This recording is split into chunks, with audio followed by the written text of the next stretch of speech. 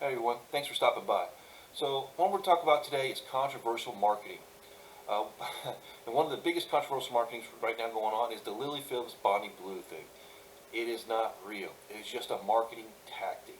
This is just to drum up controversy to get views, to get likes, and to get subscribers. That's all it is designed to do. So one of these things, the profitable, like a lot of companies do this a lot of times. Usually, bigger brands they go a little bit softer. You know, some of the most like famous ones are Whopper Neutrality, Gillette's The Best Man Can Be, Airbnb We Accept, Girls Don't Poop by Poopery, Commit to Something Equinox. So these are some of the softer controversial statements because they don't really not controversial, but they invoke some kind of emotion. That's the idea of this, is to invoke some kind of emotion in everything. One of the worst ones is, obviously Bud Light. Bud Light and Jaguar just decided to do something even more controversial. It's to drum up clicks, views, and controversies. So this is not an actual war between Bonnie Phillips and Bonnie Blue and Lily Phillips. This is just all an OnlyFans tactic to get more views and subscribers. And so when we talk about about controversial marketing, it has its pros and cons. So it gets people talking about you. And that's what all this was designed, all this Bonnie Blue and Lily Phillips things designed to do. It's just to get you talking, get you controversial. It evokes emotions, like I've already said, and it can boost sales. There's no such thing as bad publicity, as they say in the marketing world. But okay, cons, it has a tendency to offend.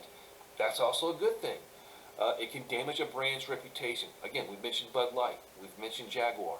It can really take offense. It can really hurt your brand, and people will just say enough. Especially if your brand is not used to this kind of controversy, is not in the controversial world like OnlyFans does. So, you want to make sure your product, if you are creating a brand, make sure your product can handle, or your brand can handle, the controversial mistakes. You don't want to just jump into something that thinks you can do something. You can handle some controversial. So one of the things, it's like Andrew Tate. Andrew Tate is known, his controversy, his statements aren't controversial to say, it's his manner in which he approaches them can be controversial. It drums up business. It gets women arguing about it. It gets them riled up.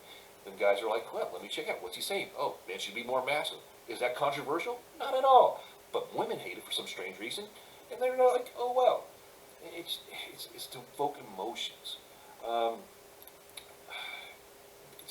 when you're trying to create a brand, you want to make sure you can handle the controversy of a controversial market. Um, so one of the older texts of this is like P.T. Barnum.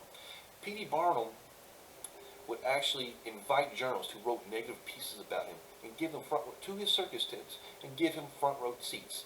Then they would probably go back and rewrite another controversial topic about him.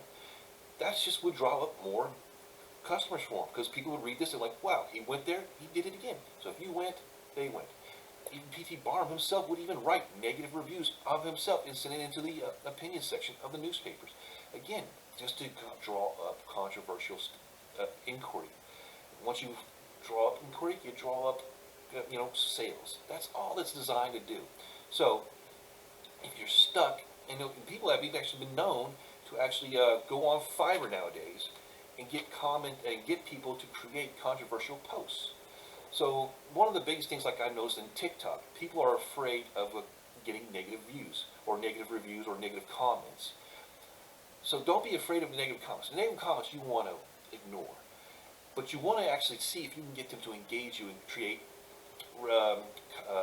commenting posts. You want to get them to create a retraction post or a negative post about you, so you can have a conflicting posting battle. But you also got to be careful between this take to step back. So because you can't get too locked up in this. You don't want to, because if you get too far into a posting versus posting battle, you can actually hurt yourself. So know when to walk away from these posting versus posting battles. So if you do get some negative comments, engage with them. Try to get them to with a live debate. That actually would draw up more views and more likes and more subscribers. If you can do it, but again, know when to walk away from a battle. That's just the main things we need to discuss here. Just know when to walk away.